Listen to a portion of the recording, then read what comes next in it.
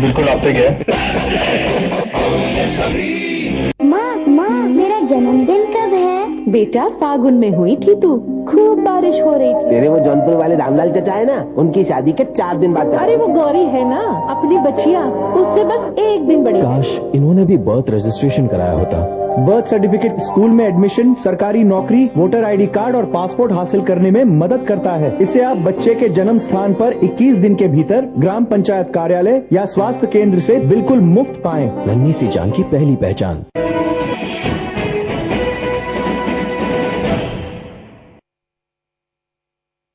Break के बाद महाबहस में आपका स्वागत है। जी, सवाल दोहराने की आवश्यकता नहीं है, मुझे लगता है कि आप समझ गए होंगे हमारा सवाल क्या है। देखिए, जो 2-3 सवाल उठे उनमें से एक चीज तो है कि विकल्पहीनता है, और ये सिस्टम में अभी समय आ गया है कि फाइट करके विकल्प पैदा किया जाए। डेमोक्रेसी के जो भी रूप दुनिया में अवेलेबल हैं उसमें से एक रूप ये है। राइट टू रिजेक्ट का रूप दुनिया में अभी कहीं अवेलेबल नहीं है। कुछ जगह पर बुलाया जा सकता है, राइट टू रिकॉल जरूर कुछ व्यवस्था है कहीं कहीं, लेकिन राइट टू रिजेक्ट कहीं नहीं है। पंचायत में हिंदुस्तान में होगी। पंचायत बहुत छोटे लेवल की चीज है, क्योंकि यहाँ जो भ्रष्टाचार हो रहा है, जो इंस्टीट्यूशंस बनाने हैं वो प्राइम मिनिस्टर को बनाने हैं, पंच को नहीं बनाने हैं। पंच तो अपना खड़ंजा बना रहा है। बिल्कुल ठीक है। और ये जो एक सवाल उठा सिटीजनशिप का, वो एक ओल्ड कंसेप्ट हो गया है। डेमोक्रेसी इतनी आगे बढ़ चुकी है, आज की तारीख में एडल्ट फ्रेंचाइज का जमाना है। हर व्यक्ति को अधिकार है अपनी बात कहने का। एडल्ट माना किसको जाए, यही तो वो सवाल कर रहे हैं। एडल्ट वही क्या है। उम्र से आप एडल्ट हो गए क्या?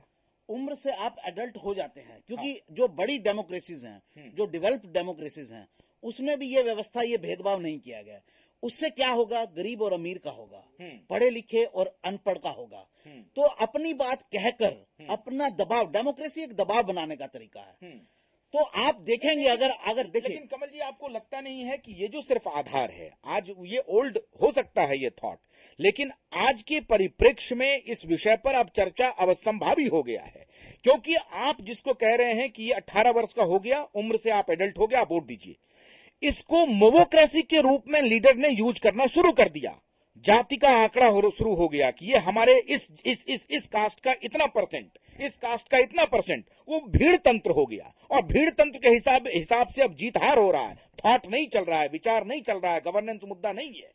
जो आप कह रहे हैं वो सब बातें ठीक हैं, लेकिन इसका सोल्यूशन चर्चा होनी चाहिए कि नहीं, इसलिए उसका सोल्यूशन ये नहीं है। उसका सोल्यूशन ये है कि आप सबको पढ़ाइए। जब व्यक्ति की शिक्षा होगी तो वो अपने आप से, अब आप कास्ट को नहीं मार सकते, वो समय के साथ मरेगी। देखिए, अभी भी हिंदुस्तान में जो यूथ है, बैप्टाइजेशन होना चाहिए ना, इसलिए तो हम कह रहे हैं कि सिटीजनशिप के आधार क्या होने चाहिए। नहीं, सिटीजनशिप का कोई आधार नहीं हो सकता है। देखिए, एक तो सिटीजनशिप, उसके लिए करेक्ट वर्ड नहीं है जो साहिब जी कहना चाह रहे थे, वो ये है कि वोट देने का अधिकार।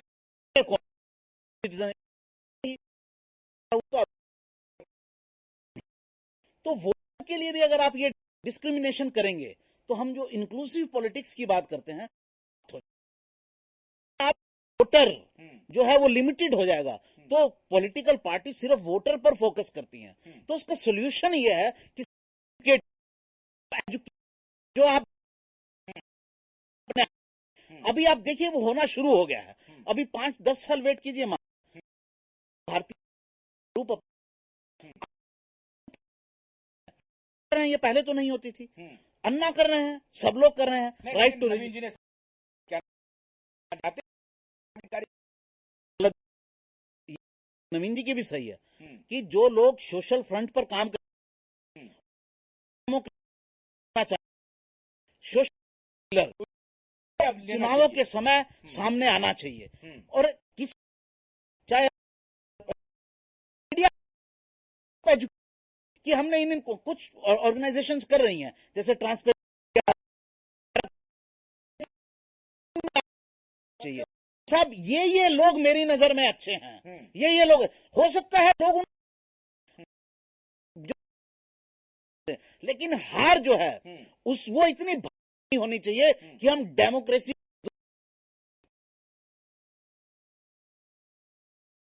काशीराम को हमेशा एक एग्जाम्पल मानता हूं। 8 चुनाव हारे, लेकिन एक ऐसी गलत पॉलिटिक्स हम उसकी ठहराएं कि दलित की पॉलिटिक्स, लेकिन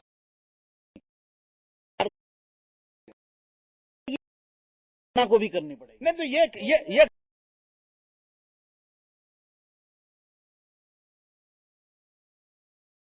कि मैं क्यों करूं, सब आदमी आएंगे। नहीं, मैं प्रोफेसर साहे साहब के बात से थोड़ा सा डिसएग्रीमेंट रखता हूँ कि वोटिंग का राइट किसको मिले उसका एक डिस्कशन होना चाहिए।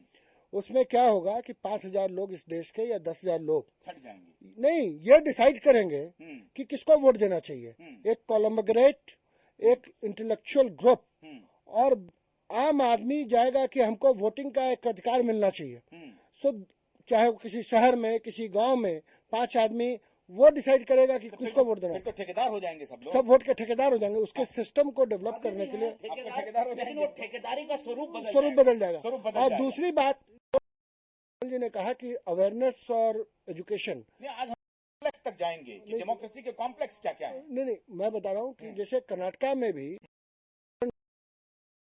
और टीए पाई और बाकी लोगों ने कर्नाटका ट्रांसपेरेंसी ग्रुप बनाया और उनके प्रयास से 15 करोड़ रुपए इलेक्शन कमीशन ने सीज किए और करीब 40,000 लीटर लिकर सीज किए। ये नहीं, ये कुछ हुआ हिंदुस्तान के इतिहास में पहली बार हुआ कि असेंबली में चुनाव के पहले, इसके पहले कर्नाटक में हुआ था 4 करोड़ रुपया, ठीक है, तो इतने पैसे सीज हुए। ठीक है, ठीक है, ठीक है, ठीक है। साहिब साहब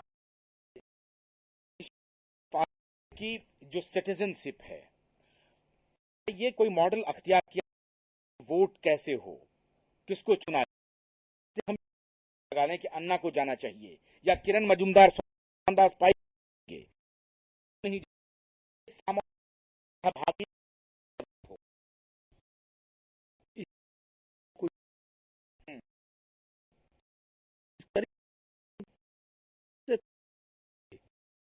चर्चा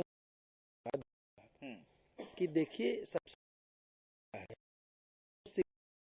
it's a time taking thing. जागरूक होंगे, फिर वो अपने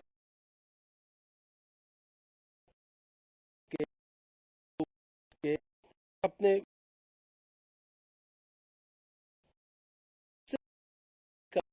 आ रहा है, सिस्टम तो फेल कर गया। आप किसी गांव में चले जाइए, आस्था नहीं है। मैं वोट के दिन के बाद आस्था की ये जो बहुत कम हो गया है। ये जो स्थिति अब है। तो ऐसे भी लोग आपको मिलेंगे हर गांव में जो कहेंगे भैया अंग्रेज का जमाना अच्छा था, लॉ एंड ऑर्डर बहुत अच्छा था, वह बड़ी शांति थी। ऐसे भी लोग कहते हुए आपको मिलेंगे और उनकी भी बहुत अच्छी खासी फिर तो राहुल गांधी जो सवाल उठा रहे मैं थे, जो इशारा कर रहा हूँ, राहुल गांधी जो सवाल उठा रहे थे, आप मेरी बात सुनिए ना, मैं किसी और चीज पे नहीं, अरे मैं जवाब दे रहा हूँ, इसलिए मैं उस दिन के चर्चा का याद दिला रहा हूँ कि आसान है, शॉर्ट टर्म सोल्यूशन इसका है कि इस प्रजातंत्र के इस विधि को बदलिए और प्रेसिडेंशियल फॉर्म ऑफ गवर्नमेंट लाइए। लेकिन नवीन जी कह रहे हैं कि गुजरात में जीत गया तो उनके लिए दूसरा तर्क, और कर्नाटक में जीत गया तो कह रहे हैं जनता हार गई। राष्ट्रपति का डायरेक्ट इलेक्शन करिए, वो एक सोल्यूशन है। Direct participation of people, of voters, और एक आदमी को चुने, उसकी छवि पे चुने, तो मैं समझता हूं कि एक अच्छी एक्सपेरिमेंट होगी इस देश में। ये तो देखिए चरबरा के गिर गया सिस्टम। नहीं, एक सवाल अभी नवीन जी कह रहे हैं जी, विजय जी कुछ कहना चाह रहे हैं आप? नहीं, मैं ये कह रहा हूँ कि तात्कालिक चर्चा भी कर लें हम लोग। अगर ये कह रहे हैं कि कर्नाटक में अगर आप हार गए, तो कह रहे हैं कि वहां जनतंत्र हार गया, और गुजरात में देखिए आज का जो डेमोक्रेटिक जो सिस्टम हमारे यहाँ है वो बहुत ही, जैसे कि अभी एक मिनट मैं उस पर आ रहा हूँ करने के लिए कि अभी जाति पाति की भी बात चली थी, समझे ना।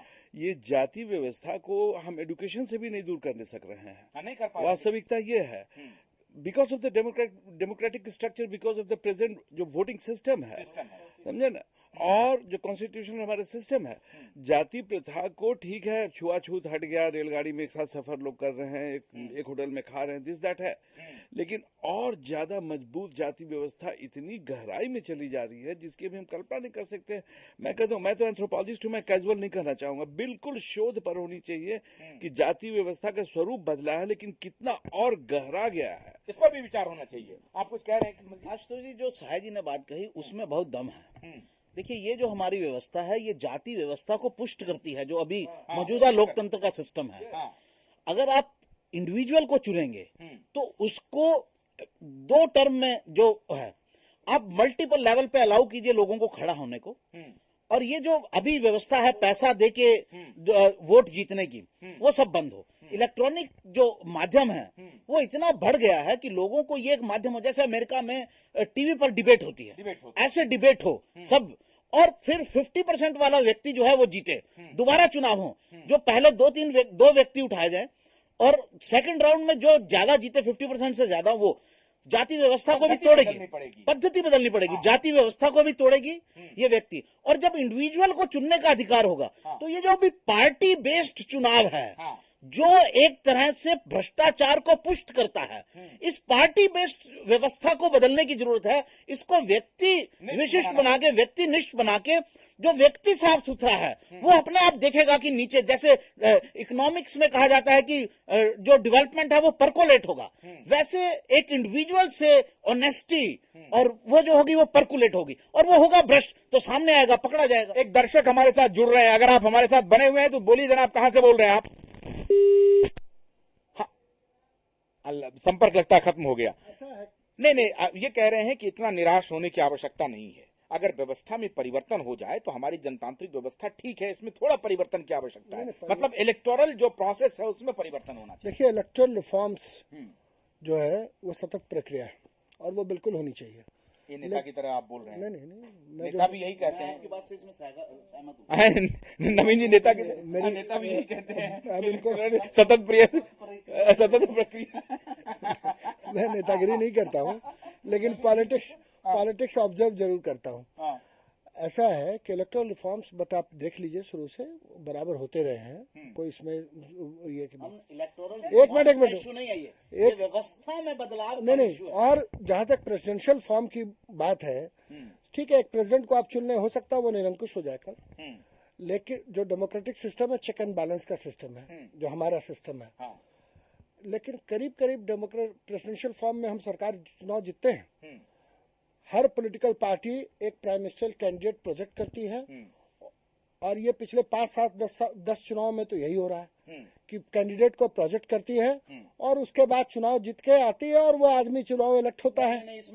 आप बता दीजिए। मैं बताता हूँ, आप बताइए। प्रेसिडेंशियल फॉर्म ऑफ सिस्टम है, आप जो कह रहे हैं वो गलत नहीं है। आपने बात कह ली, मैं बता देता हूँ। बात सुनिए। आप कहिए। 89 में वीपी सिंह वॉज प्रोजेक्टेड, 91 कि होते नहीं है।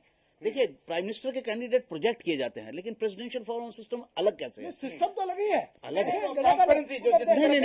नहीं, कैसे कि उसमें आपके ऊपर ये कंपल्शन नहीं है। Law makers are different from executive completely in presidential form. 1 minute, no 1 minute. Yes, I am talking of that. I am this debate started in India। नहीं, इस देश में वसंत साठे एक बड़े नेता थे, वो शुरू किए थे 1968 से, और अभी तक वो चल रहा है उनका डिबेट, और बेचारे वो चले गए ऊपर। बहुत सारे लोग आप कह रहे हैं ना सतत प्रक्रिया है, इसलिए विश्वास नहीं करते हैं, ये सही बात है, लेकिन हमारे देश की स्थितियों को देखते हुए ये लग रहा है क्या वो व्यवस्था आ रही है? वो व्यवस्था होनी चाहिए। प्रेसिडेंशियल फॉर्म पर सीरियस विचार होना चाहिए, क्योंकि प्रेसिडेंशियल फॉर्म में लेजिस्लेटिव और एग्जीक्यूटिव 2 अलग अलग क्लियरली डिफाइंड चीजें हैं, जबकि हमारे सिस्टम में जो वेस्टमिनिस्टर सिस्टम है, इसके अंदर एग्जीक्यूटिव जो है वो लेजिस्लेटिव से ही बन जाता है, और वहां पर करप्शन का जो स्कोप है वो इमेंस हो गया है हमारे सिस्टम में, वेस्टमिनिस्टर सिस्टम में। प्रेसिडेंशियल फॉर्म में ये नहीं है। एक छोटा सा ब्रेक ले रहे हैं, भाजपा। एक सेकंड सुनिए, अब ब्रेक के उसका कारण ये है कि एग्जीक्यूटिव डायरेक्ट रिस्पॉन्सिबल है इनडायरेक्टली तरीके से पब्लिक के प्रति, इसीलिए डेमोक्रेसी है। एक छोटा सा ब्रेक ले रहे हैं, प्रेसिडेंशियल फॉर्म ऑफ गवर्नमेंट के बारे में वाजपेयी जो पूर्व प्रधानमंत्री थे वो भी कहते थे कि इस पर भी विचार करना चाहिए। ब्रेक के बाद लौटेंगे तो कुछ दर्शन से अलग, अब कर्नाटक की राजनीति और सुप्रीम कोर्ट की टिप्पणी के बाद क्या क्या होगा, इस पर चर्चा करेंगे। आप कहीं मत जाइए, महाबहस जारी है।